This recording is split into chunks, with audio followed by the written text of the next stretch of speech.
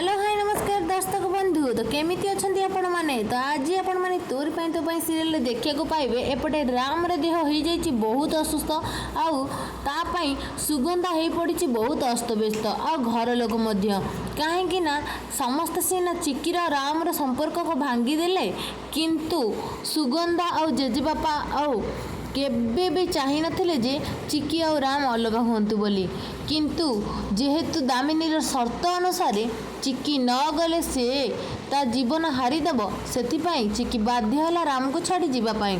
तो राम चिकीर एई चली जीवा अवस्था को सही न पारी निजे बहुत जंत्रणा फील कला आपर से बहुत असुस्थ हो गला एमती कि तार होश भी फेरु न थाए। तो एपटे चिकी भी बहुत मुस्किल घड़ी रे पड़ जाए कहीं रूहीर प्लान अनुसार सबकि चली थाए आउ चिकी गोटे पर गोटे असुविधार सामना करुए किंतु कौन हम सतरे कौन राम पाई चिकी पुणी फेरी आसब अगस्ती परिवार को।